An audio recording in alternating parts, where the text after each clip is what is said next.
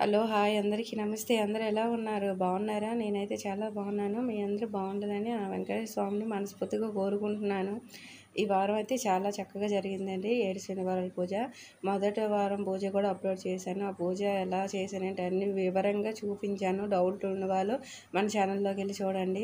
చాలా బాగా చేసి చూపించానండి. డౌట్స్ ఉండి క్లారిఫికేషన్ అయిపోతాయి ఆ వీడియోలో. ఇది నాది సెకండ్ వారం అండి. చాలా చక్కగా జరిగింది. నాకైతే పూజ చాలా మనస్తృప్తిగా అనిపించింది. నేనైతే లాస్ట్ వారంలో భోజనాలు పెట్టుకుందాం అనుకున్నాను. అప్పుడు మా హస్బెండ్ లేకి వస్తారని చెప్పేసి ఎప్పుడు వీలైతే అప్పుడు అనుకున్నాను. కానీ ప్రతి వారం ఎవరికైనా పెడితే మంచిది అనిపిస్తుందండి.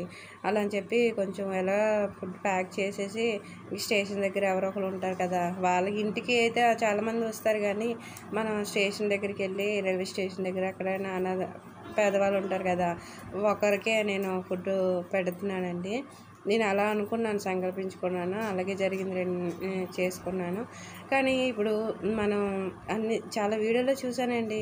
అసలు ఏయో పూలదండలు అవి వేస్తున్నారు. స్వామివారికి ఎంతో ప్రీతికరమైన తులసిదండ వేయట్లేదు. ఈ శ్రావణ మాసంలో వెంకటేశ్వర స్వామి గుడికి వెళ్ళి మనం చక్కగా దండ కట్టి తులసి ఏరుకొని కడిగేసి దండ వేస్తే అది ఎంత అదృష్టం అండి తెలుసా. శ్రావణ మాసంలో వెంకటేశ్వర స్వామికి దండ సమర్పించుకుంటే పూజ చేసేటప్పుడు కూడా వెంకటేశ్వర స్వామికి తులసి దళాలు పెట్టుకోవట్లేదండి. చాలా వీడియోలో చూశాను నేను. చాలామంది అసలు తులసి ఇంపార్టెంట్. మన భక్తి శ్రద్ధలతో పూజ చేసుకోవాలండి. నిజంగానే ఏ పళ్ళు పెట్టాము పూలు పెట్టాము అని కాదు, అక్కడ మనం ఎంత భక్తితో స్వామివారిని పూజించుకున్నాము అనేది మనకి ఇంపార్టెంట్ అండి. భక్తి శ్రద్ధలతో చేసుకోవాలి. కానీ తులసి మాత్రం కంపల్సరీ మనం నైవేద్యం పెట్టిన తర్వాత ఆ నైవేద్యంలో తులసి సమర్పించుకోవాలి. ప్రతి దాంట్లోన నైవేద్యంలో పెడితేనండి స్వామివారి చెందుతుంది. ఇదేనండి ఈరోజు వీడియో. బాయ్ అండి. లైక్ చేయండి, నచ్చితే ఫాలో అవ్వండి.